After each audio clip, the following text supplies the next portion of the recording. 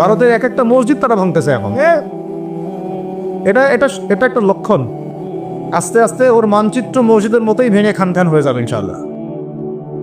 এরা যেমন অখণ্ড ভারত চায়, আমরাও অখণ্ড ভারতই চাই।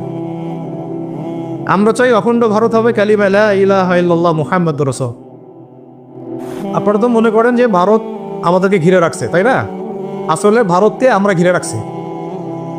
এই দিক থেকে আমরা, এই দিক থেকে চায়না, এখান থেকে নেপাল, এখান থেকে ভুটান, এখান থেকে মায়ানমার, এখান থেকে পাকিস্তান, আর তার চেয়ে বাপ আছে আফগানিস্তান। আছে না আফগানিস্তান? ওদের সাথে কেউ পারছে এই পর্যন্ত? আফগানের ভাইরা নিজেদেরকে গড়ে নিচ্ছে, এখন গোছাচ্ছে। তাদের এক একজনের যে ইমানি জাজবা, 70 বছর 60 বছর বয়স হয়ে গেছে, আমাদের চেয়ে তাদের জাজবা যে এত বেশি, এটা আসলে বলে বোঝানো যাবে না। তেমন কথা হচ্ছে, আমরা একটা কাপুরুষতার পরিচয় দিচ্ছি। নেপাল ওকে টাইম দেয় না, ভুটান টাইম দেয় না, মায়ানমার টাইম দেয় না, চায়না তো দেয়ই না। আর আমরা তাকে একেবারে প্রভুর আসনে বসায় রাখছে। আমরা কি দিছি? আমরা ইলিশ দেই, আমরা ট্রানজিট দেই, আমরা রেল দেই, আমরা বন্দর দেই, আমরা আর কি দেই? গ্যাস তো দেই মাশাআল্লাহ। তারপরে পণ্যগুলো তো দিচ্ছি, গার্মেন্টস দিয়ে দিচ্ছি, আমাদের প্রশাসনের মধ্যে লোকজন দিয়ে দিচ্ছি, কর্মী শ্রমিক দিয়ে দিচ্ছি। এই জন্যই তো বলি, কেন সে স্ট্যাটাস দেয় যে এই স্বাধীনতা তার স্বাধীনতা। এটাই তার কারণ। তার মানে তারা আমাদের সার্বভৌমত্বটাকে স্বীকার করে না, তাই না? তারা যদি আমাদের স্বাধীনতা সার্বভৌমত্বকে স্বীকার করতোই, তাহলে তো এরকম স্ট্যাটাস দিত না। দেখো কি তো, এখন কথা হচ্ছে, আমরা মাথা নত করার জাতি না। আমাদের নবী মুহাম্মদ সাল্লাল্লাহু আলাইহি ওয়াসাল্লাম মাথা উঁচু করে দাওয়াতি কাজ করছে।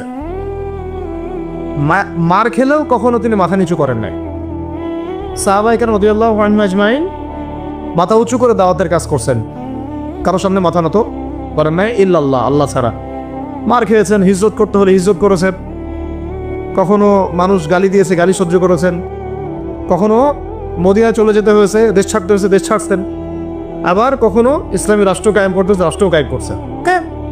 জিহাদ করার দরকার জিহাদও করছেন, কেতালের দরকার কেতালও করছেন, আস্তে আস্তে মক্কা বিজয় করছেন। পড়েন নাই? সিরাত পড়তে হবে, সিরাতের ধারাগুলো আমাদেরকে বুঝতে হবে। এবার আমরা তো তার উত্তরসূরি, আমরা তাদের উত্তরসূরি। প্রথম কথা হচ্ছে, আমরা আমাদের নতজানু মনোভাবটাকে আগে ত্যাগ করতে হবে, 1 নাম্বার। আর অতীতের জীবনের যে ভুল ত্রুটিগুলো দ্রুত সংশোধন করতে হবে ইনশাআল্লাহ। এখন আর আমাদের হাতে অনেক লম্বা সময় আছে এমন না বিষয়টা। কত কি যে দ্রুত হয়ে যাবে আপনি হয়তো ভাবতে পারবেন। বিশ্বটা খুব দ্রুত চেঞ্জ হচ্ছে।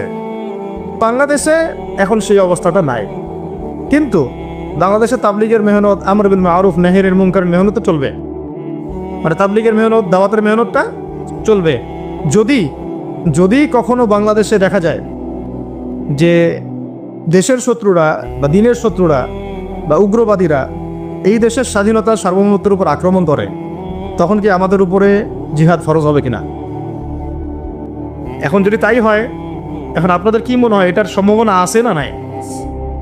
এটুকু ইন্টেলেকচুয়াল অবস্থা তো আপনাদের আছে, এটার সম্ভাবনাও হতে পারে, আজ হোক কাল হোক, হতেই পারে। তখন আমার প্রিপারেশনটা কী হবে সেটা আমাকে এখন জানতে হবে। আমার প্রিপারেশনটা কী হওয়া উচিত? প্রথম প্রিপারেশন হওয়া উচিত, আগের সমস্ত জিন্দগিতে যা করছি নিজেকে আল্লাহর দিকে ফিরাই নিয়ে আসে। এটা প্রথম চাচ্ছে যে আল্লাহর দিকে ফিরে আসা নেই, তার সাথে না জিহাদের সম্পর্ক আছে না কিতালের কোনো সম্পর্ক আছে, সে তো আল্লাহর পথেই নাই। তো প্রিয় যুবক ভাইয়েরা, আগে প্রথম কথা হচ্ছে আগে আপনি আল্লাহর দিকে ফিরে আসেন, 1 নাম্বার। দ্বিতীয় কথা হচ্ছে, এরপরে আমাদের প্রয়োজন শারীরিক প্রস্তুতি। শারীরিক প্রস্তুতি যেমনটা বললাম যে কোনো অবস্থাতেই আলেম ওলামাদেরকে, দায়ীদেরকে, মুফতিদেরকে, মুহাদ্দিসদেরকে, মাদ্রাসার শিক্ষকদেরকে, খতিবদেরকে ভিতরে ঢুকতে দেওয়া যাবে না। কারণ আপনাদেরকে যদি ভিতরে নিয়ে যাওয়ার স্কোপ পায় তারা, নতুন করে আবারও কেউ, তাহলে আর সুস্থ রাখবে না, তো ফিজিক্যালি আপনি ঠিক থাকতে পারবেন না। অতএব একটা সামাজিক প্রতিরোধ গড়ে তুলতে হবে সবসময়। মানে একটা এলাকার মধ্যে একজন আলেম আছেন, সেই আলেমকে এলাকা থেকে নিতে পারবে না, তাকে নেওয়ার আগে 100 জনের উপর গুলি চালাইতে হবে, এমন একটা মুভমেন্ট থাকতে হবে। প্রতিবাদ না করলে আপনি বান্দরবনে যান, বান্দরবনের পাহাড়ি এলাকায় গিয়ে কোনো একটা পাহাড়ি লোককে উঠাই নিয়ে আসেন, দেখি কত বড় সাহস আছে আপনার। সম্ভব না। আর্মি পর্যন্ত পারে না। কে পারে না? সেনাবাহিনী পারে না। পারে? আরে না, পাহাড়িরা ওইখানে ঐক্যবদ্ধ হয়ে যায়, ওদের মহিলারা ঝাড়ু নিয়ে সামনে চলে আসে।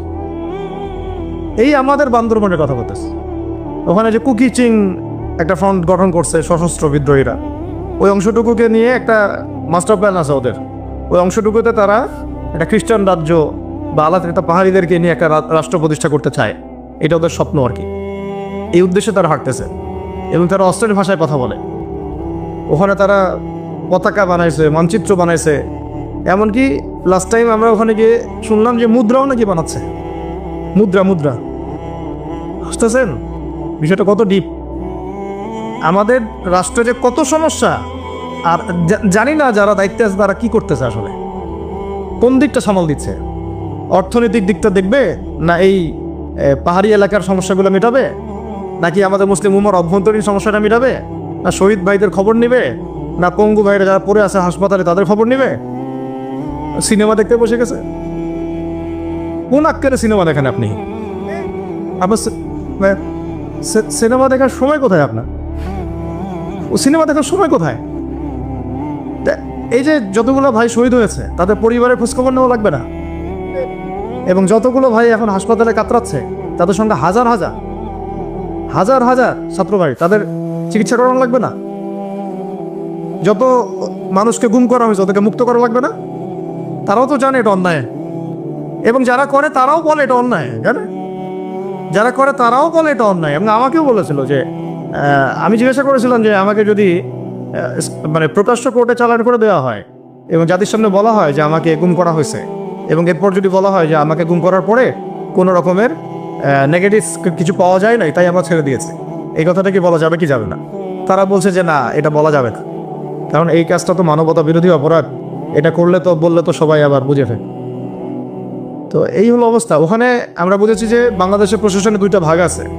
একটা ভাগ হচ্ছে মারাত্মক রকমের ইসলাম প্রিয় এবং দেশপ্রেমিক, মাশাআল্লাহ, আমরাও তাদেরকে স্যালুট জানাই, মাশাআল্লাহ। কিন্তু আপনারা ভুল জায়গায় শ্রম দিচ্ছেন, আপনারা ভুল জায়গায় মেধা, শ্রম এবং আপনাদের জীবন নষ্ট করতেছেন। আপনাদের থাকা দরকার ছিল ওলামায়ে কেরামদের সাথে, তাহলে আপনাদেরকে টক্কর দিয়ে কেউ সামনে যেতে পারতো না। আপনারা খালিদ বিন ওয়ালিদ হতে পারতেন আমাদের, আপনারা কিন্তু উমর ইবনে খাত্তাব হইতে পারতেন। ওইখানে ঢুকে আপনারা শুধুমাত্র দুনিয়ার স্বার্থে সব নষ্ট করতেছেন। আমাদেরকে বলা হচ্ছে হুজুর বদদোয়া করিয়েন না, হুজুর ছেড়ে দিচ্ছেন, আমাদেরকে বদদোয়া দিয়েন না আবার বের হয়ে। আমাদের চাকরি এটা, ডিউটি এটা। এক ভাই আমাকে কোরআন এনে দিয়েছিল, নির্জনতা তো ওখানে, নির্জনতার সঙ্গে হচ্ছে কোরআন, কোরআন এবং নামাজ। তো এক ভাই দেখেছে আমি একটু নির্জন, মন খারাপ বসে আছে, একটা কোরআন নিয়ে এসে দিয়েছে, হুজুর কোরআন পড়েন আপনি, মন ভালো হবে। আর একজন এসে কোরআন নিয়ে চলে গেছে। কোরআন পড়ে ওখানে যদি আপনি আবার উল্টাপাল্টা কিছু করেন, ওদের নিয়ম নাই কোরআন দেওয়া, কোরআন দেওয়া কি নাই, নিয়ম নাই। তো এই হলো অবস্থা। কথা হচ্ছে যে এই ভাইদেরকে মুক্ত করাও তো তাদের কাজ ছিল।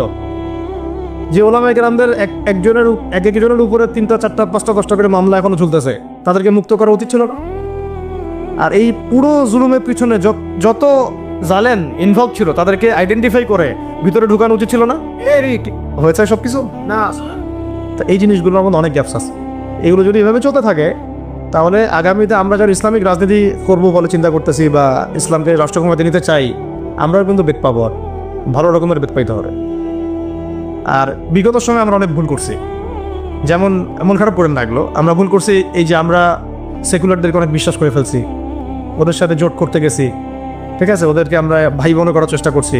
আসলে এদের সাথে আর কাফেরদের সাথে কোনো পার্থক্য না। সেকুলারিজমে যারা আছে আর কুফার যারা, এদের মধ্যে কোনো পার্থক্য নেই। ওই কালিমা পড়া না পড়ার পার্থক্য, তো বাকি আপনার পিঠে ছুরি এরাও মারবে ওরাও মারবে। আর আমি ছোট মানুষ, ছোট জায়গা থেকে বলতে চাই যে আমাদের যে ওলামায়ে কেরামগণ মাঠে আছেন, যে রাজনৈতিক দলগুলো আপনারা মাঠে আছেন, এবার আপনারা কোনো রুটির টুকরার জন্য লড়বেন না, এবার পুরা রুটি নিয়ে লড়বেন।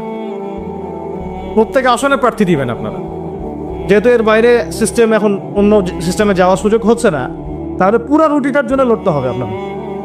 আমাদের টার্গেট হচ্ছে এখন একটা ইসলামপন্থী সরকারকে রাষ্ট্র ক্ষমতায় নিয়ে যাওয়া, এটা আমাদের একটা প্রধান টার্গেট। এখন আমাদের এজেন্ডা স্পষ্ট, কোনো গোপন এজেন্ডা নেই আমাদের। কি নাই? কোনো গোপন এজেন্ডা নেই। আমরা চাই বাংলাদেশে এখন একটা ইসলামপন্থী রাষ্ট্র ব্যবস্থা গড়ে উঠুক, ইসলামপন্থী সরকার শাসন ক্ষমতায় আসুক। এটার জন্য আপনাদের সবার ভূমিকা আছে। কেউ কথা দিয়ে ভূমিকা রাখবেন, কেউ লিখবেন, কেউ বলবেন, কেউ যেভাবে হোক আপনাকে ভূমিকা তো রাখতেই হবে। কারো বসে থাকার সুযোগ নেই এখন আর। এই রাষ্ট্রটাকে ইসলামিক রাষ্ট্র হিসেবে গড়ার দায়িত্ব এখন সবার কাঁধে আসছে। আমরা আলাদা জায়গা থেকে বলতেছি, বাকি কাজ কিন্তু আপনাদেরকে করতে হবে। আল্লাহ পাক করার তৌফিক দান করেন। আর ইসলামপন্থী ভাইদের আপোষের যে দূরত্ব, এটা কমায় ফেলতে হবে। এ দূরত্ব রাখা যাবে না। একতলাপ আছে থাক, যদি আকীদাগত মৌলিক কোনো পার্থক্য না থাকে, আমরা তো ভাই নাকি আমাদের চেয়ে কি মানে সেকুলার আমাদের বেশি বড় ভাই? আমাদের চেয়ে কি ওই যে নাস্তিক মুরতাদরা আমাদের বড় ভাই? কমিউনিজমে যারা আছে ওরা আমাদের বড় ভাই? না এই গণতন্ত্রপন্থী যারা একবারে কট্টর ওরা আমাদের দিনী ভাই নাকি? আমাদের তো ভাই সোজা কথা হচ্ছে ইন্নামান মুমিনুনা ইখওয়া, ইন্নামান মুমিনুনা, মুমিন যারা মুমিন ভাই।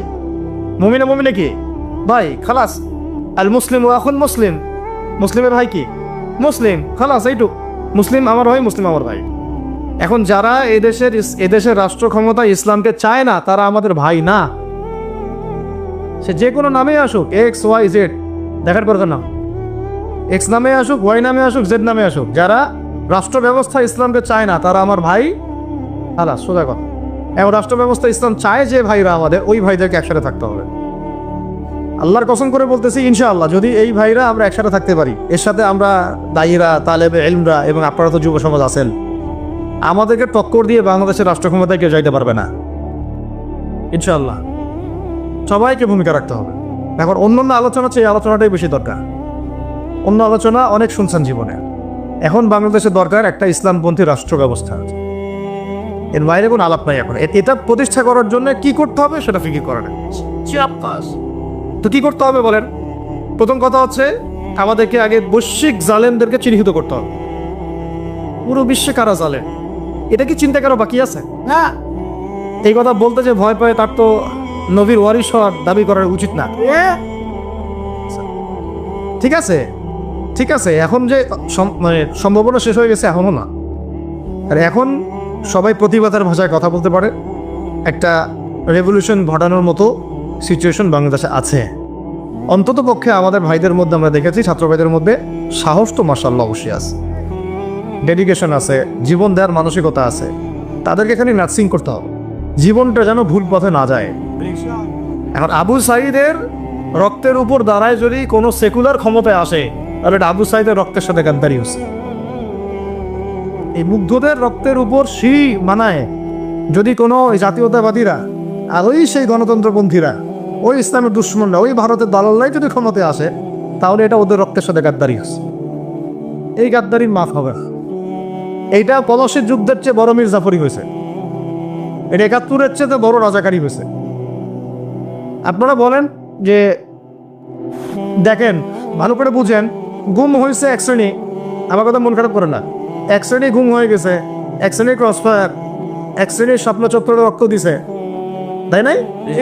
এক শ্রেণী ওলামায়ে কেরাম মামলা নিয়ে ঘুরে বেড়াচ্ছে মাথার উপরে, এক শ্রেণীর ছাত্র ভাইরা রাস্তায় শহীদ হলো, আর এক শ্রেণীর ছাত্র ভাইরা পঙ্গু হয়ে হাসপাতালে বেডে পড়ে আছে। আর ক্ষমতায় গেছে কারা?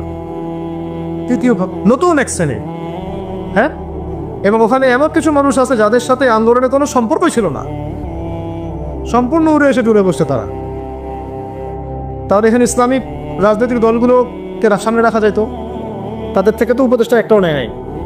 জামাত ইসলাম থেকে একটা উপদেষ্টা নিছে কিনা? হেফাজত ইসলাম থেকে কোনো উপদেষ্টা নিছে কিনা? আমাদের চমনায় থেকে একটা উপদেষ্টা নিছে কিনা বলেন? তার মানে রাষ্ট্র গঠনে আমাদের কোনো ভূমিকা নাই না। আমাদেরকে বুঝাইছে যে আপনারা পরে আসে ইলেকশন দিব, তখন আপনারা ইলেকশন লড়বেন। ইলেকশন সে কবে দেয় সেটাও দেখেন, আদৌ দেয় কিনা সেটাও দেখেন। কাকে বিশ্বাস করবেন? বিশ্বাসটা করবেন কাকে? যখন মোস্তফা সরোয়ার ফারুকীর পর একজন উপদেষ্টা হচ্ছে, বিশ্বাসটা আপনি করবেন এটা? সারা জীবন মানুষকে পরকীয়া শিখাচ্ছে, তার কোন যোগ্যতায় সে উপদেষ্টা হচ্ছে? আচ্ছা, একটা কাজ করেন, এটা উপদেষ্টা করার জন্য একটা পরীক্ষা নেন না দেখি, বিসিএস এর মতো, দেখেন না এরা পাশ করে কি। অথবা আপনি একটা কাজ করেন, ইসলামিক সায়েন্সের পরীক্ষা নেন, দেখেন কোরআন তেলাওয়াত করতে পারে কিনা। কিসের ভিত্তিতে হলো? তো এই যে এই সমস্যাগুলো থেকে গেছে, তারপরেও যা হয়ে গেছে।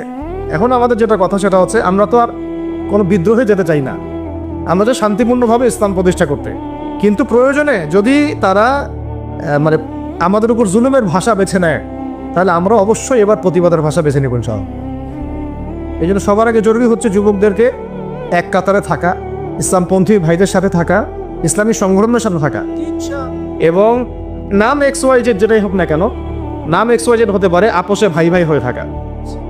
এটাতে যদি ভাই আমরা এবার ভুল করি, আল্লাহর কসম করে বলতেছি, আল্লাহ না করুক, এরপরে যদি মায়ের আসে, না আপনি বাঁচবেন না আর আমি বাঁচব, কেউই না, ইনশাআল্লাহ ওই দিন আসবে না। আর আমরা যদি ইনশাআল্লাহ আজ্জা ওয়া জাল যদি আমরা এটাকে মদিনা রাষ্ট্র বানাতে পারি, এই বাংলাদেশকে যদি আমরা একটা মদিনা রাষ্ট্র বানাতে পারি, ইনশাআল্লাহ কালকে গাজওয়াতুল হিন্দ হবে, ওটার জন্য রেডি আমরা। এটা পাকিস্তানের কাছে কিছুই নাই, আছে খালি 10টা 12টা পারমাণবিক অস্ত্র, তাতেই ভয়ে কাঁপতে থাকে। চায়না খালি একটু ভয় দেখায় যে আগাইলে কিন্তু সিকিম নিয়ে নিব, আগাইলে কিন্তু চিকেন লেগ গিলে ফেলবো। চায়নার ওই ছোট ছোট যোদ্ধাদের কাছে যে মাইকটা খায়, আর আমাদের এখানে দেখা যায় যে সীমান্তর মধ্যে একটা কৃষকও যদি সীমান্ত থেকে দূরেও হাল চাষ করে, ওকে গুলি করে মেরে ফেলে। ফেলা নেই, ফেলানির কথা ভুলে গেছেন আপনারা? আর আমাদের বন্যা, এরকম কতগুলো মানুষকে সীমান্ত হত্যা করে মারা হয়েছে। আজকে গুগলে গিয়ে সার্চ করে দেখেন কতগুলো মানুষকে বিগত 15 বছরে সীমান্ত হত্যা করা হয়েছে। তো এখানে আমাদের স্বাধীনতার প্রশ্ন আসে না, এখানে গণতন্ত্রের কথা আসে না, সার্বভৌমত্বের কথা আসে না, না, বরং তারা ক্ষমতার জন্য ওদের কাছে ইমান বিক্রি করে দিয়েছে। ক্ষমতার জন্য এই উগ্রদের কাছে, উগ্র হিন্দুত্ববাদীদের কাছে ওরা তাদের ইমান, ওদের আমল, ওদের তাকওয়া, ওদের দিন সব বিক্রি করে দিচ্ছে। এই জন্য আমি আগে বলেছি একটা লেকচারে যে আমরা যদি বিরিয়ানি খেতে চাই, আপনি যদি বিরিয়ানি খেতে চান, একটা পাত্র নেবেন কি না? জি। আচ্ছা, পাত্রটা যদি ময়লা থাকে খাবেন? পাত্র অনেক ময়লা আছে, আপনি কি ওইখানেই বিরিয়ানি ঢালবেন, ঢেলে খাওয়া শুরু করবেন? সবার আগে আপনি কি করেন? এটাকে ধোন, পরিষ্কার করেন, তাই না?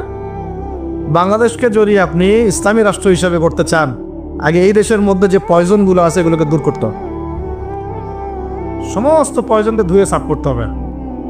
তারপরে যে খেলাফা বা শরিয়া বা ইমারা যেটাই আসুক, ইমারা এক জিনিস, খেলাফা আর এক জিনিস। আমি এক কথায় বোঝাচ্ছি ইসলামী রাষ্ট্র ব্যবস্থা। ইসলামী রাষ্ট্র ব্যবস্থা যদি ইসলামী রাষ্ট্র ব্যবস্থা তারপরে আসে, জমিন সাফ করার পরে, তখন সেটা সাস্টেইন করবেন ইনশাআল্লাহ।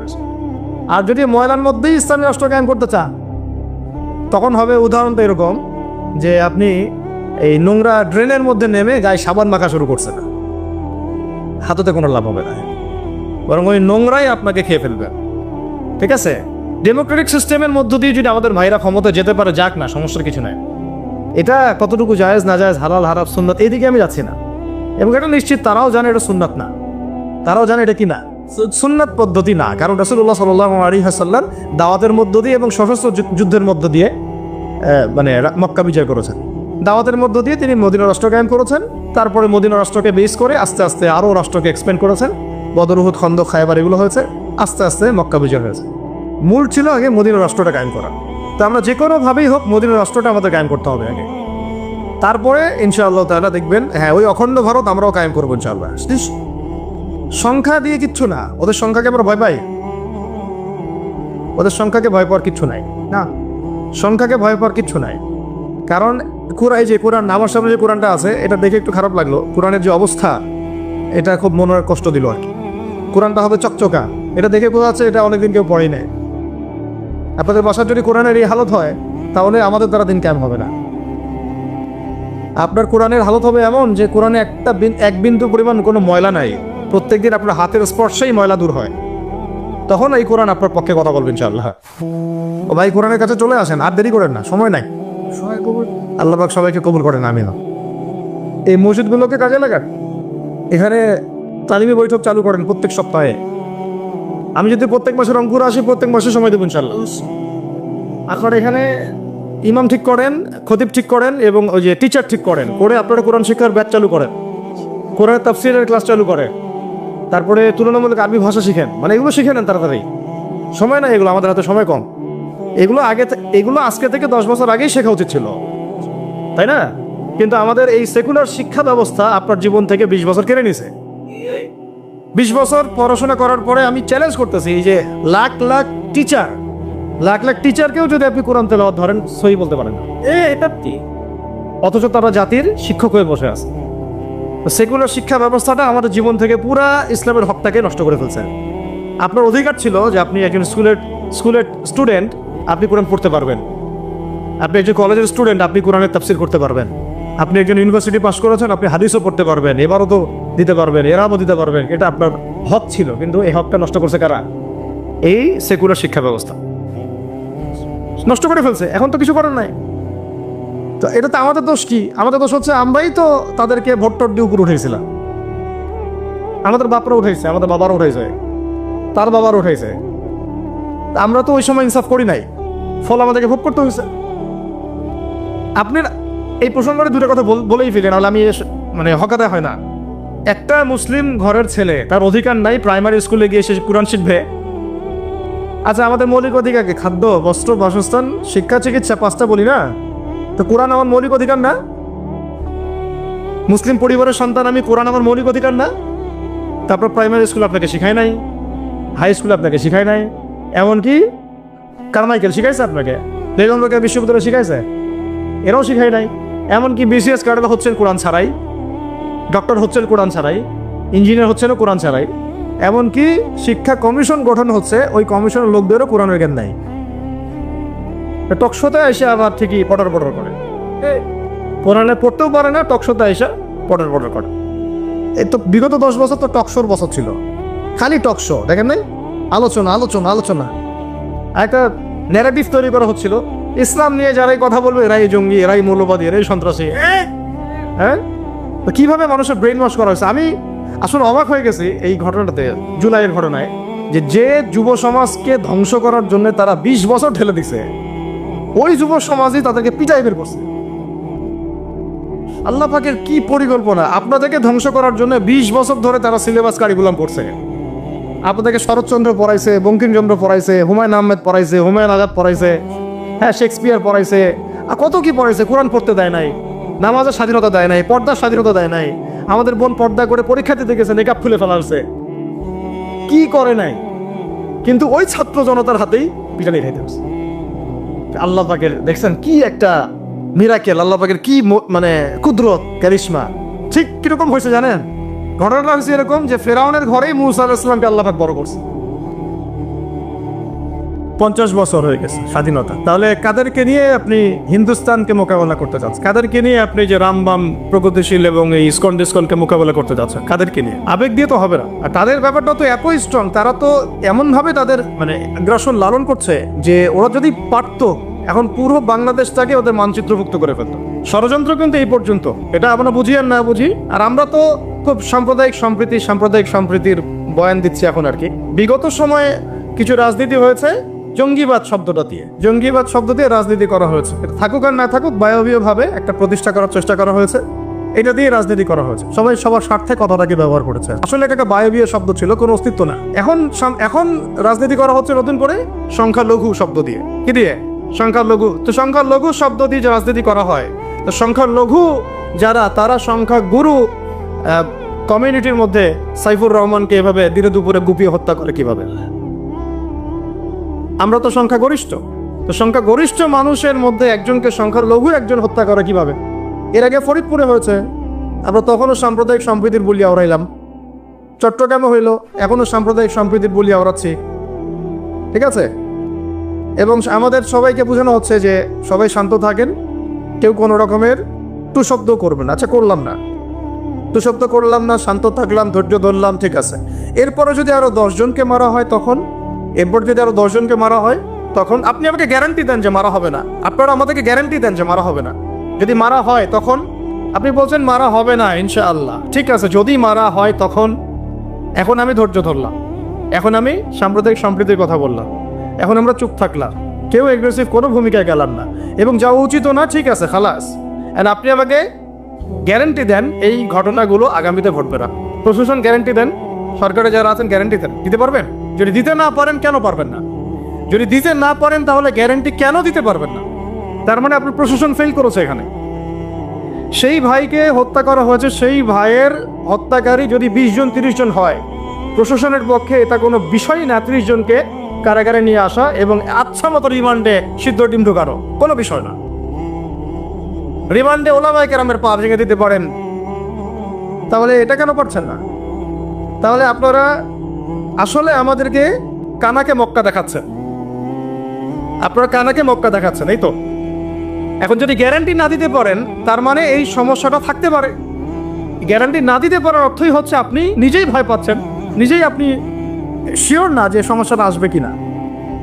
কারণ আপনি জানেন যে আমি সমস্যাটাকে ডিল করতে পারি নাই, আসতেও পারে, এই জন্য আমি গ্যারান্টি দিতে পারছি না। আমাদের উপদেষ্টাদেরকে বলেন গ্যারান্টি দিতে যে এরকম ঘটনা আগামীতে আর কখনো ঘটবে না। কত সবাই শান্ত আছি, কেউ তো একটা টোকাও পর্যন্ত দেয়নি, কাউকে দিয়েছেন? আচ্ছা ঠিক আছে, আবার আমি প্রশ্ন করছি, যদি গ্যারান্টি না দিতে পারে এবং না দিতে পারাটাই তাদের ব্যর্থতা, এবং এর যদি উপযুক্ত বিচার তারা করতে না পারে, না করতে পারাটাই ব্যর্থতা সংখ্যাগরিষ্ঠ মুসলিম রাষ্ট্রে, তাহলে এই ঘটনা যদি আগামী 1 বছরে, 2 বছরে, 5 বছরে আবারও রিপিটেড হয় এবং একজনের জায়গায় 3 জন, 4 জন, 5 জন, 10 জন পর্যন্ত পৌঁছায়, তখন আপনাদের ভাষাটা কি হবে? তখন আপনারা কি ভাষায় কথা বলবেন আর আমাদেরকে কি বুঝাবেন? এটা আমার প্রশ্ন। আরও প্রশ্ন আছে, সাইফুর রহমান যদি আপনার ছেলে হইতো তাহলে কি হতো? সাইফুর রহমান যদি আমাদের উপদেষ্টাদের কেউ হতো তাহলে কি হতো? সাইফুর রহমান যদি আমাদের যে ওলামায়ে কেরামগণ, শ্রদ্ধার সাথেই বলছি, বিনয়ের সাথে, আপনাদের যদি ছেলে হতো আপনারা কি সেম কথা বলতেন কিনা? সাইফুর রহমান যদি আপনার মেয়ের জামাই হতো তাহলে আপনি সেম কথা বলতেন কিনা? এই জায়গাগুলো তো অনেক গ্যাপস আছে। আমাদের এত স্বার্থপর চিন্তা চেতনা যে আমার তো আর নিজের ছেলে মরে নাই, আমার তো নিজের ভাইকে মারা হয় নাই, আপনি তো তাকে আপনার ভাই মনে করতে পারছেন না। এখন পর্যন্ত আপনি সাইফুর রহমানকে আপনার ভাই মনে করতে পারেন নাই। সবাই চুপ। আর আমাদের কিছু সুরসুরি মানহাজের কিছু মানুষ আছে, সুরসুরি আর গিরগিটি মানহাজ, মানে তাগুতের নাম এক্স হইলেও তার পক্ষে, ওয়াই হইলেও তার পক্ষে, জেড হইলেও তারই পক্ষে। সবসময় চুপ, একদম সুরসুরি মার্কা ঠান্ডা ঠান্ডা মানহাজ মানুষকে দেওয়া হয়, এবং তারা একটু জনপ্রিয়, এই কারণে জনগণও চুপ হয়ে যায়। তাদের একটা স্ট্যাটাস দেখে মানুষ চুপ, আমার তো আকাবির, আমার তো অমুক, আমার স্কলার এই বলছে, আমার শায়েক এই বলছে, বাস আমি চুপ। আপনি তো নিজের চিন্তাটাকে বিক্রি করে দিয়েছেন মানুষের কাছে, নিজের চিন্তাটাকে আপনি বিক্রি করে দিয়েছেন। একজন সেলিব্রিটি স্কলার এসে একটা স্ট্যাটাস দিল যে সবাই শান্ত থাকেন, কেউ কোনো কথা বলবেন না। কেন কথা বলবো না আমি? শান্ত থাকেন বলার আগে আপনার বলা উচিত ছিল যে আমার ভাইকে এভাবে মারা হয়েছে, আমি তীব্র নিন্দা জানাই এবং এর বিচার আমি দাবি করি। তারপরে আপনি বলতে পারতেন আপনারা শান্ত থাকেন, আমরা বিষয়টা ডিল করছি। এই যে ব্রেন ওয়াশ, এই যে আমাদের একটা জজবাকে এভাবে দমন করে দেওয়া হচ্ছে, এর ফলাফল কিন্তু আপনাদেরকে ভোগ করতে হবে। আচ্ছা ঠিক আছে, 10 জন মারা হলো, চুপ করে থাকেন, ভালো কথা। আরো 100 জন মারা হলে তখনই কি চুপ করে থাকবেন? যদি একটা জেলার উপর আক্রমণ হয় তখনই কি চুপ করে থাকবে? আপনারা শয়তান থেকে পালাতে চাচ্ছেন, কিন্তু শয়তান তো আপনাকে ছাড়বে না। আপনি কিছু বলেন আর নাই বলেন, আমি বলছি না এখনই বলেন, আমি বলছি আপনি এই হত্যার উপযুক্ত বিচার আমাদের সামনে নিশ্চিত করেন। জাতির সামনে এই 20-30 জন লোককে হাজির করে প্রকাশ্যে ফাঁসি দিয়ে দেখার যে হ্যাঁ আমরা সাইফুর রহমানের পক্ষে আছি। কিছুই করতে পারেন নাই পর্যন্ত, আপনারা কিছুই করতে পারেন নাই। ফরিদপুরের ঘটনা কিছু করতে পারেন নাই। এরকম ঘটনা বিচ্ছিন্ন না, এরকম ঘটনা বাংলাদেশের লাস্ট 5 বছরে এবং বিগত 15 বছরে অনেকগুলো হয়েছে। কিছু ঘটনা আমরা জেনেছি, কিছু ঘটনা আমরা জানি না, বেশিরভাগই আমরা জানি না। তো এই যে সমস্যাগুলো আমি সিরাত থেকে কেন বলছি, কারণ সিরাতে আপনাকে এগুলো সমাধান দিবে। আর এই বিষয়টা আমাকে খুব পীড়া দিচ্ছে ভিতর থেকে, যেটা আমাদের আচরণ, আমরা যে এত বেশি মানে দাসত্বের একটা ইয়াতে চলে আসছি, মেজাজটা আমাদের দাসত্বের মধ্যে চলে আসছে। আমরা শত্রুর চোখে চোখ রেখে কথাই বলতে পারি না। শত্রুর চোখে চোখ রেখে কথা না বললে তো সে আমাকে দাম দিবে না। কই, সে তো চায়নার সাথে এসব ডিল করতে পারে না, সে তো ইভেন পাকিস্তানের সাথেও তো পারে না। পাকিস্তানে কি খুব মুসলিমদের ঐক্য আছে নাকি? না, নাই তো। ওর ইন্টারনাল অবস্থা তো আমাদের চেয়ে অনেক সময় খারাপ। কয়েকটা পারমাণবিক বোম আছে, এই কারণে তার দিকে তাকাতে পারে না। স্বাধীনতার 50 বছরে কয়টা মিসাইল তৈরি করলেন? একটাও তো তৈরি করার ফিকির করলেন না। তাহলে বিগত 50 বছরের ইতিহাস যদি আমরা ঘাঁটি, তাহলে দেখব যে যত রকমের মানব রচিত তন্ত্রমন্ত্র আছে, এই তথাকথিত গণতন্ত্রই বলেন, আর এই জাতীয়তাবাদের কথাই বলেন, আর এই তথাকথিত ধর্মনিরপেক্ষতাবাদ, আর এই কমিউনিজম যা আছে সব ফেল করেছে। পশ্চিমা সব মতবাদ এখানে এমনভাবে ফেল করেছে যেটা ইতিহাসে বিরল। তাহলে একটা মাত্র পথ আপনাদের সামনে এখন খোলা আছে, যেই পথ দিয়ে এই সমস্ত সমস্যার সলিউশন আনা সম্ভব, সেই পথটাই হচ্ছে ওই যে লেখা আছে, সিরার আলোকে উম্মার সংকট নিরসন করা। ওই সিরাতের আলোকে যদি উম্মার সংকট নিরসন করতে না পারি, আর কোনো রাস্তা আমাদের সামনে খোলা নাই। দিন কায়েমের শর্ত 3টা বলেছেন না? 3 নম্বর শর্তটাই হচ্ছে এটা যদি ইবাদত হয়, দিন কায়েম যদি একটা ইবাদত হয়ে থাকে, তাহলে সেই ইবাদত কবুল হবে শুধু একজন ব্যক্তির তরিকায়। কার তরিকা? মুহাম্মদ রাসূলুল্লাহ সাল্লাল্লাহু আলাইহি ওয়াসাল্লামের তরিকায়। ইবাদত হতে হবে এক আল্লাহর জন্য, হালাল রিজিক থাকতে হবে, এবং তরিকা হতে হবে কার? মুহাম্মদ রাসূলুল্লাহ সাল্লাল্লাহু আলাইহি ওয়াসাল্লাম। তো মুহাম্মদ সাল্লাল্লাহু আলাইহি ওয়াসাল্লামের তরিকাই হচ্ছে সিরাত, যেটার মধ্য দিয়ে আমরা দিন কায়েম করবো ইনশাআল্লাহ। আর কোনো রাস্তা খোলা নাই। যত তন্ত্রমন্ত্র নিয়ে আসো, যত তন্ত্রমন্ত্র, এখন তো 4টা 5টা আছে, আরো যদি নতুন কোনো তন্ত্রমন্ত্র নিয়ে আসে, তারপরেও এই জাতির মুক্তির কোনো পথ নাই সিরাত ছাড়া। এখন আমাদেরকে আগে সিরাত পড়তে হবে ভাই, সময়কে আগে সিরাতটা পড়তে হবে। সিরাত পড়লে পরে আপনারা বুঝতে পারবেন যে ইনশাআল্লাহ তাআলা কোন পথে আমাদেরকে হাঁটতে হবে। এখানে টপিক অনেক ডিপ দেওয়া হয়েছে, অত ডিপে গেলে আমাদের সারা রাত চলে যাবে। আমি শুধু ভাষা কয়েকটা পয়েন্ট বলতেছি, একটু মনোযোগ দেন। নবী সাল্লাল্লাহু আলাইহি ওয়াসাল্লাম যখন থেকে কাজ শুরু করেছেন, কাজ বলতে আমি দাওয়াতের কাজ বোঝাচ্ছি, তখনকার সমাজটা কিন্তু আমাদের মতো এতটাও মানে কমফোর্টেবল ছিল না। একটা অমুসলিম রাষ্ট্রে তিনি দাওয়াতের কাজ শুরু করেছেন। মক্কা কি ছিল? একটা মুসলিম রাষ্ট্র না অমুসলিম রাষ্ট্র? অমুসলিম একটা রাষ্ট্রে তিনি অ্যাজ এ নবী তার দাওয়াতের কাজ শুরু করেছেন। সুবহানাল্লাহ। এবং তিনি সেই রাষ্ট্রের একজন পরিচিত ব্যক্তিত্ব, যাকে আস-সাদিক আল-আমিন বলে ডাকা হয়, যার আগেও কোনো গুনাহ নাই, পরেও কোনো গুনাহ নাই। এমন একজন ব্যক্তিত্ব তিনি, যার আগেও কোনো গুনাহ নাই, পরেও কোনো গুনাহ নাই, এবং তিনি একটা অমুসলিম রাষ্ট্রে ওহী প্রাপ্ত হয়ে দাওয়াতের কাজ শুরু করলেন। আর আমরা তো মুসলিম রাষ্ট্রে বসে আছি, আমরা তো মক্কায় নাই। আমরা কি মক্কায় আছি? আমরা তো মক্কায় নাই। যদি মক্কায় না থাকি, তাহলে এরকম নতজানু পররাষ্ট্রনীতি কেন? আমরা যদি মক্কার মতো পরিবেশে না থাকি, তাহলে এত নতজানু পররাষ্ট্রনীতি কেন? তাহলে ভারতের মধ্যে আমাদের যে মুসলিম ভাইরা আছে, তারা কি করবে? তাহলে ভারতের যে মুসলিম ভাইরা আছে, তারা কি করবে? তারা কি ওদের পা ধরে ইয়ে করবে, সালাম করবে? হিন্দুদের পা ধরে সালাম করবে? বলেন তো। আমরা তো একটা মুসলিম রাষ্ট্রে আছি, তো মুসলিম রাষ্ট্রে থাকতে এত নতজানু পররাষ্ট্রনীতি কেন? এত দাসত্বের শৃঙ্খল কেন? তো তিনি দাওয়াতের কাজ শুরু করেছেন প্রথম কি দিয়ে? এটা একটা ফ্যাক্ট। আমরা আসলে আলোচনাগুলো আপনাদের চাইতে তাদের শোনা দরকার, যারা আলোচনা যারা করে আর কি। মানে আমি চাই বেশি বেশি তাদের সাথে কনভারসেশন করতে, যারা উম্মাকে নিয়ে ফিকির করেন, দাওয়াতের কাজ করতে যান, বা মুআল্লিম বা আলেম বা হাফেজ, তাদের সাথে কথা বলা দরকার। তাদেরকে আগে বোঝানো দরকার বিষয়গুলো। অনেকেই বুঝেন না। অনেকে বায়াবিও দাওয়াতি কাজ করছেন উইদাউট এনি প্ল্যাটফর্ম। অনেকে দাওয়াতি কাজ করছেন উইদাউট এনি কানেকশন উইথ উলামা। আলেমদের সাথে কোনো কানেকশন নাই, দাওয়াতের কাজ করতে আসেন, একটা বায়াবিও প্ল্যাটফর্ম ক্রিয়েট করে রাখতেছেন। কথা বলছি না?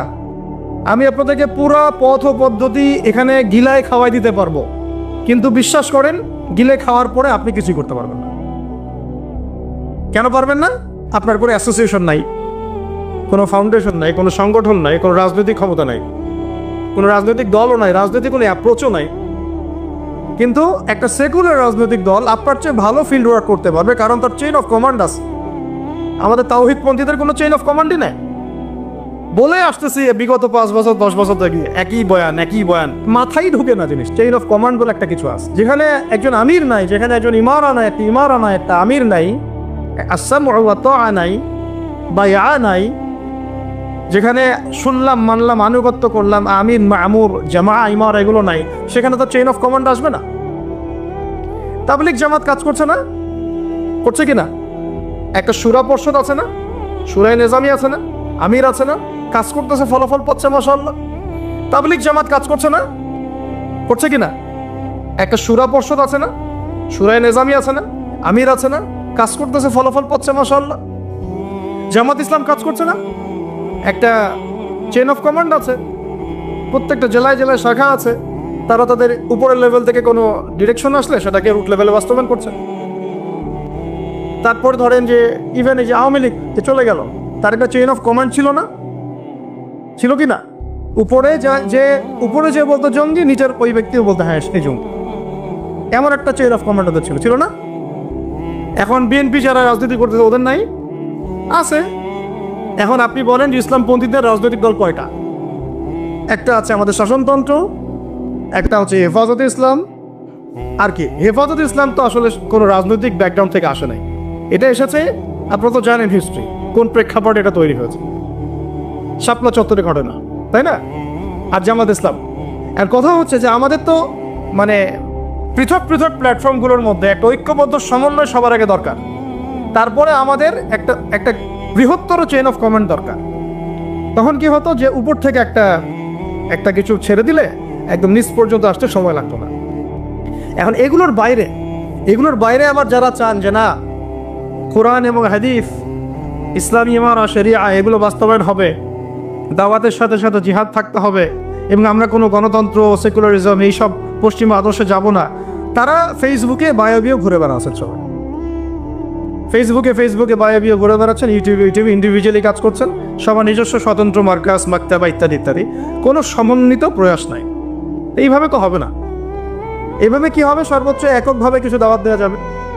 কিন্তু নবী সাল্লাল্লাহু আলাইহি ওয়াসাল্লাম ওহী প্রাপ্ত হওয়ার পরেই দাওয়াতের যে কাজ শুরু করলেন, এটাই চেইন অফ কমান্ড। সুবহানাল্লাহ। একটা জামার মধ্যে তিনি সবাইকে নিয়ে আসছেন।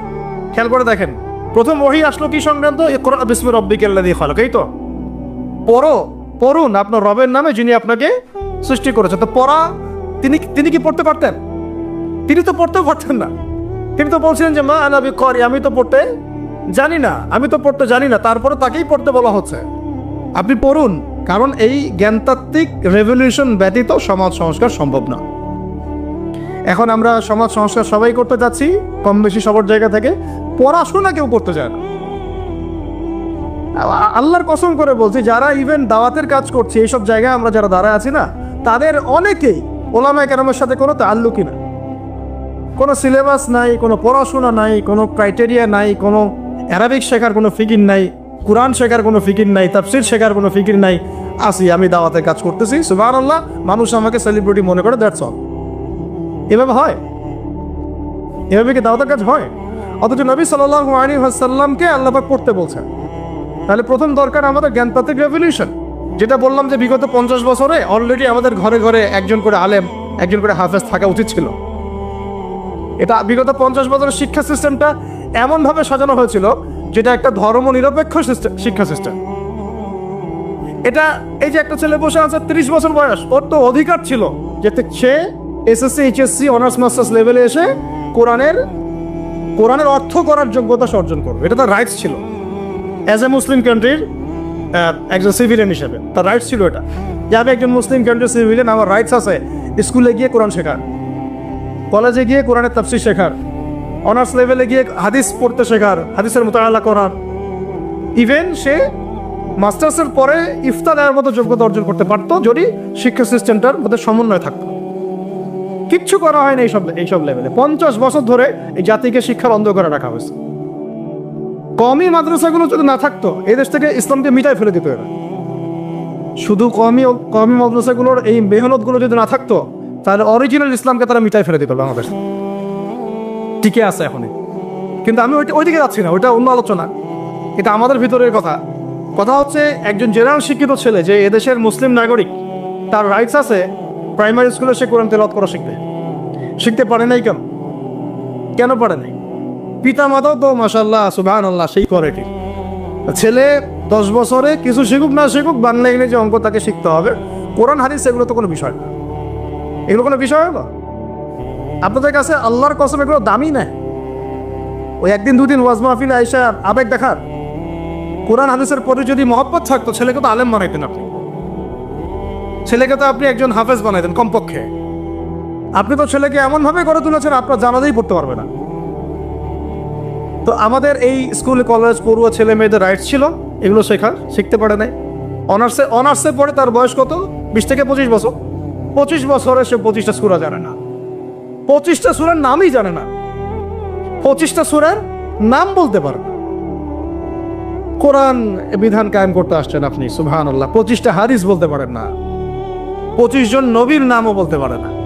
ইভেন আমাদের নবী সাল্লাল্লাহু আলাইহি ওয়াসাল্লামের সিরাতের জীবনীটা পাতলা কিতাবটাও সে কখনো জীবনে পড়ে দেখে না। এই অবস্থা মাস্টার্সেও বিসিএসও সব জায়গায় একই চলছে। বিসিএস এর যে ভাইবা হয় সেখানে কি ইসলাম ধরা হয়? বিসিএস এর ভাইবা যখন হয় তখন তাকে কোরআন তেলাওয়াত জিজ্ঞাসা করা হয়?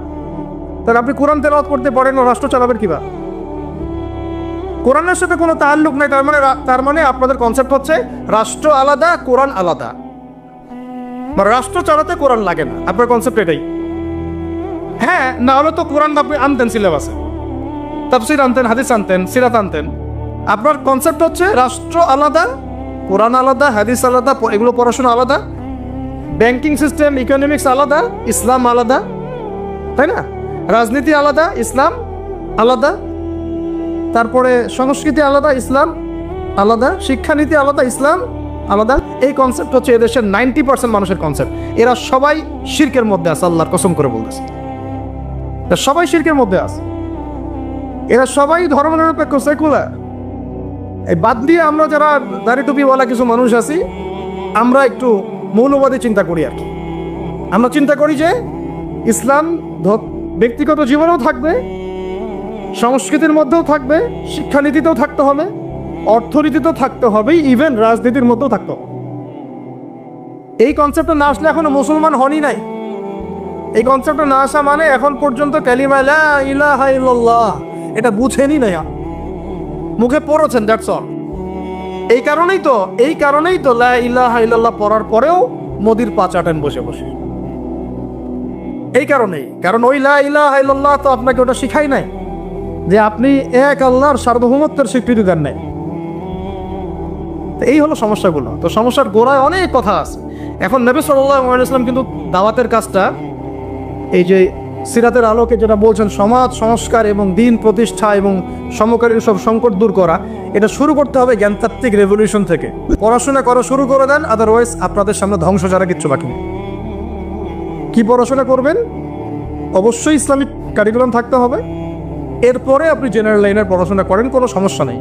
আর এই পড়াশোনা একা একা করা যাবে না, উস্তাদের সহবত লাগবে, ওলামা কেরামের সহবত লাগবে।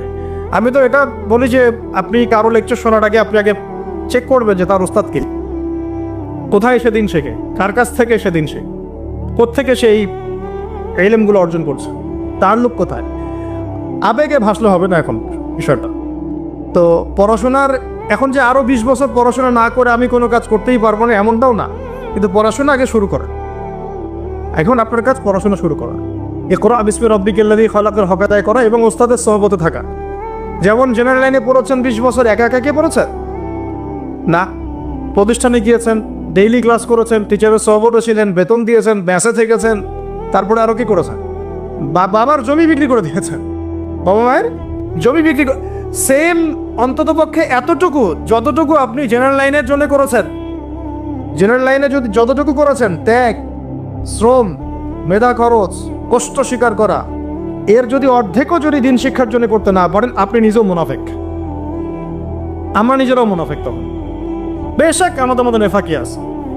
সুবহানাল্লাহ, আপনি একটা ডিগ্রির জন্য একেবারে 20 বছর ঢালতে পারেন, 20 কোটি টাকা ঢালতে পারেন, বাপের জমি বিক্রি করতে পারেন, বেঁচে থাকতে পারেন, ঢাকা বিশ্ববিদ্যালয়ের সেই লাইফ লিড করতে পারেন, এক বিছানায় 2 জন থাকি, ফ্লোরের মধ্যে ফ্লোরিং করে থাকা, হাজার হাজার লাখ লাখ টাকা খরচ করা, কষ্ট করে সকালে ওঠা, রাত জাগা, পড়া, পরীক্ষা দেওয়া, অ্যাসাইনমেন্ট, কত কি। আমি তো জানি এগুলো, আপনারা তো অনেকে না জানেন, আমি তো জানি, আমরা তো ইউনিভার্সিটিতে পড়েছি।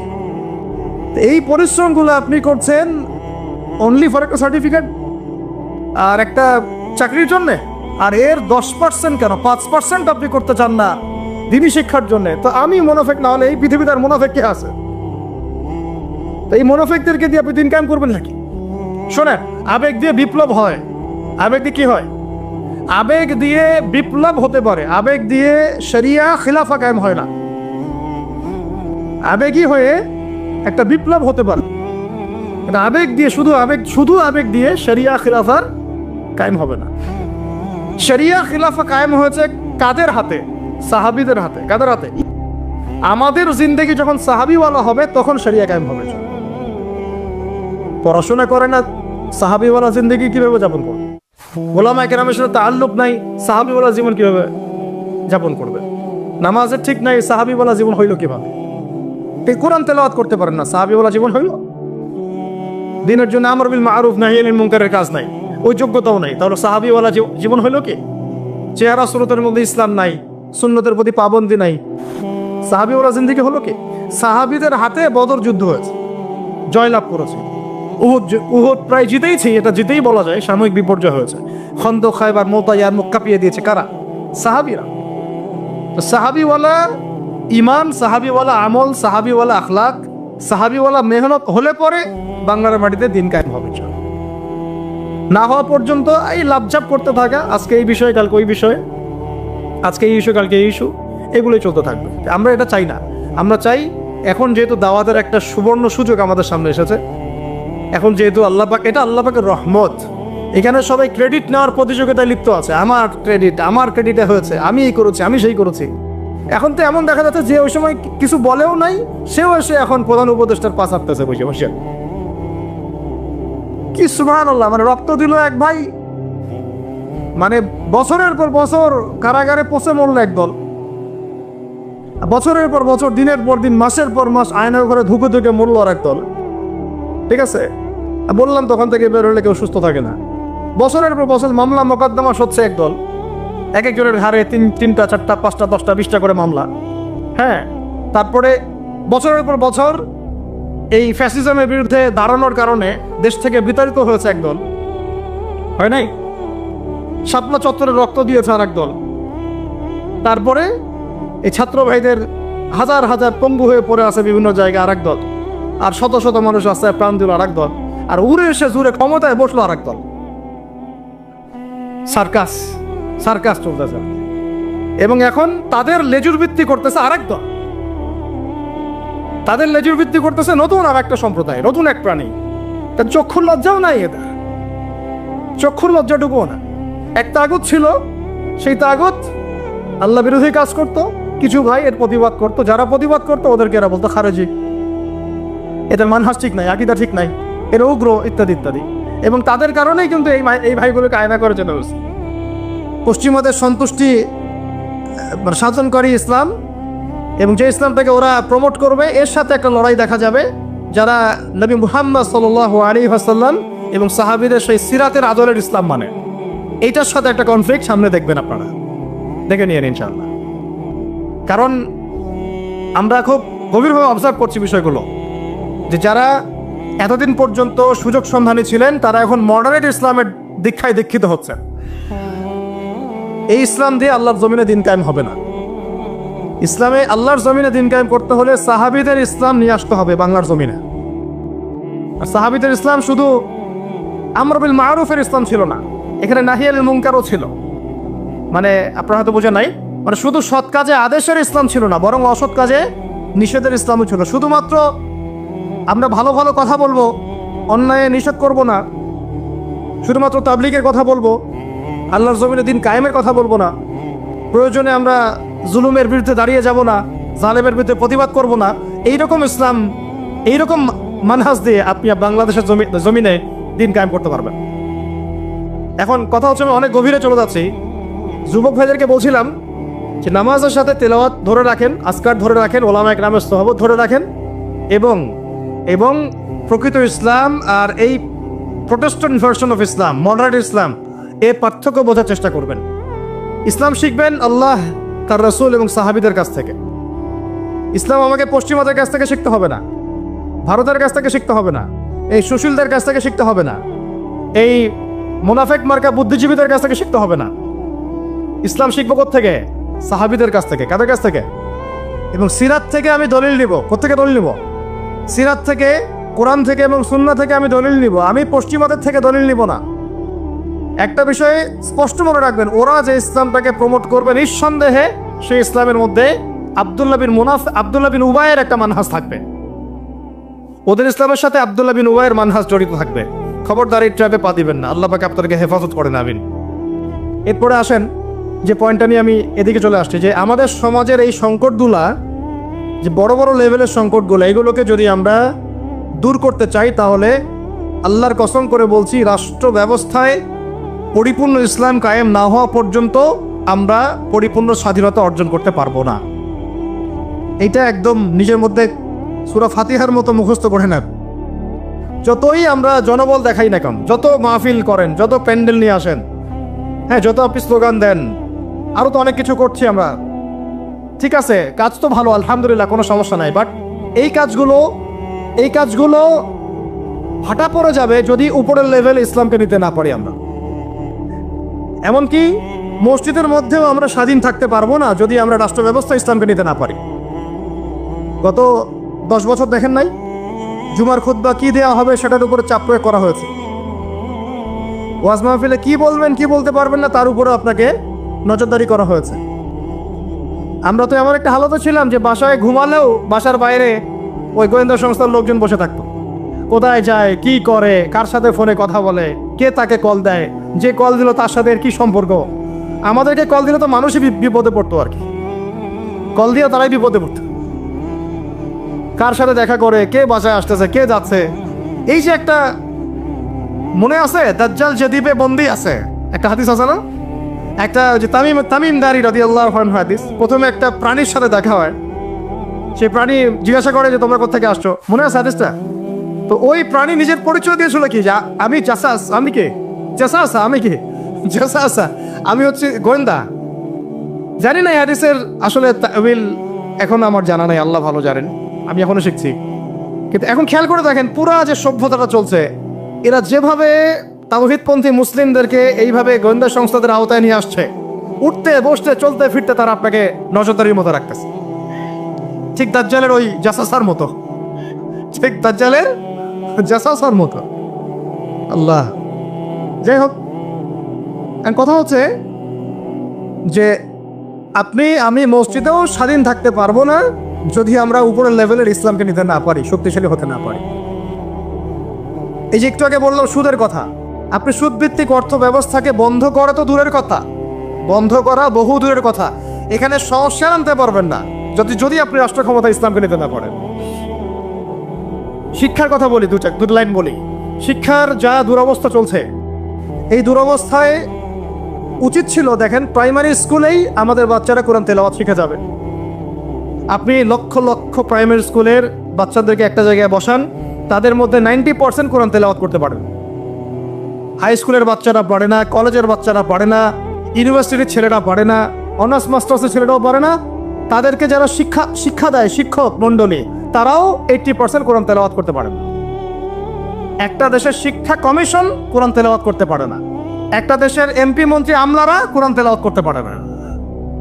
ইল্লা মাশাআল্লাহ, ইল্লা মাশাআল্লাহ, যারা শিখেছে তারা কিন্তু রাষ্ট্রীয় শিক্ষানীতির মধ্যে সিলেবাসের মধ্যে শিখে নাই, তারা শিখেছে কোনো ওস্তাদের কাছে, হয় কোনো মক্তবে না হলে মাদ্রাসায়। তাহলে একটা মুসলিম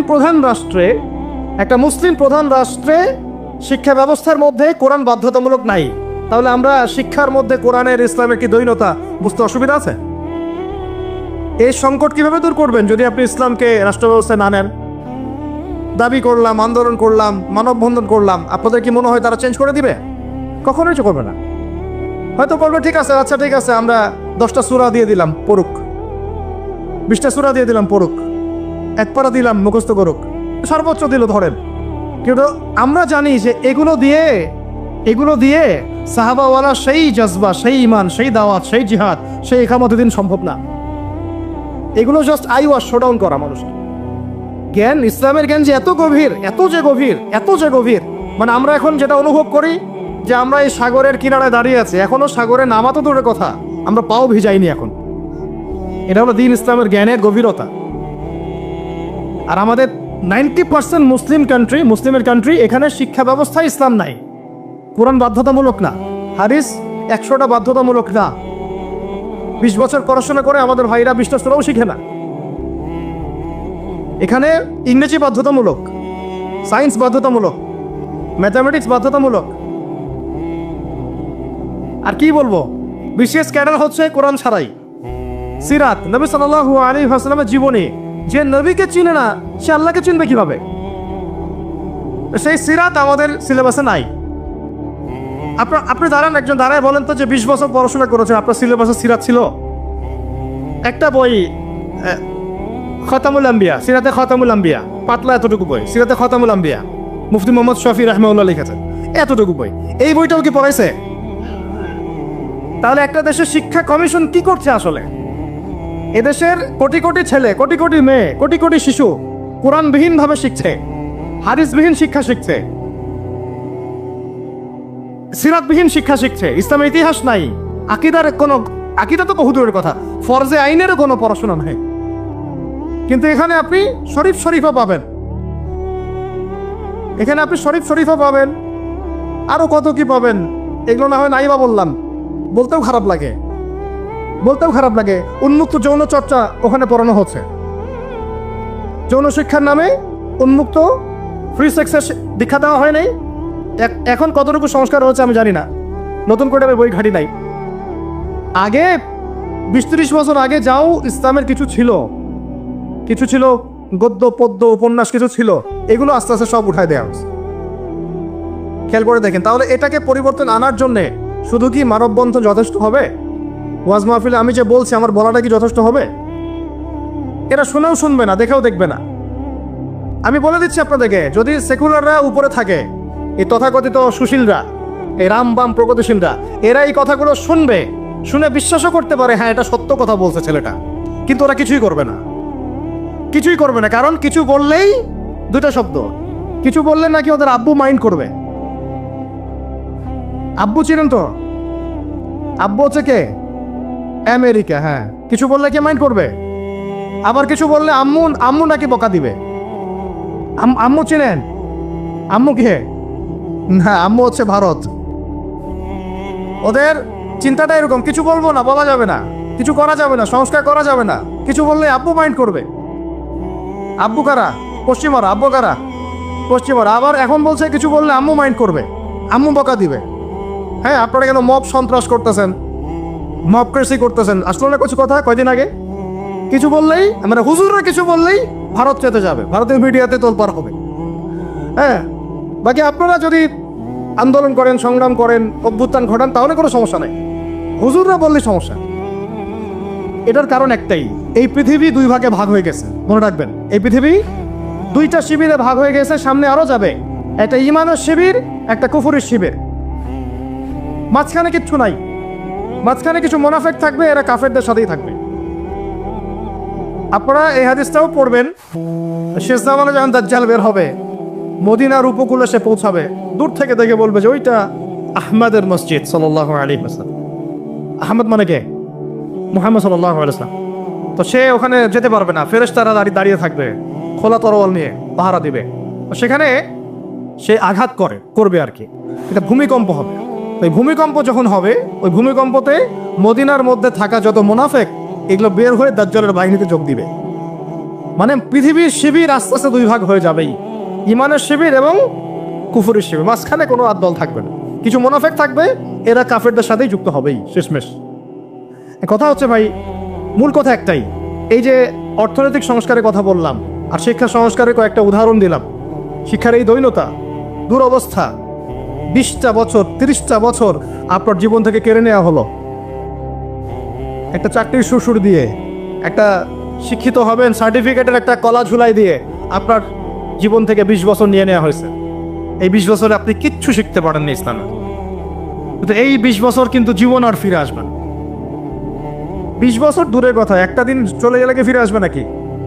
অথচ এই 20 বছরে আপনি মুফতি হয়ে যেতে পারতেন। আমরা আফসোস করতেছি এখন। এবং ওই সময়, যে সময়টা কেড়ে নেওয়া হয়েছে, ওই সময়টা আমাদের জীবনের সবচেয়ে উর্বর সময় ছিল। ওই সময় আমাদের ব্রেন থাকতো ফটোকপি ব্রেন, একটা পৃষ্ঠা দেখলেই মুখস্থ হয়ে যায়।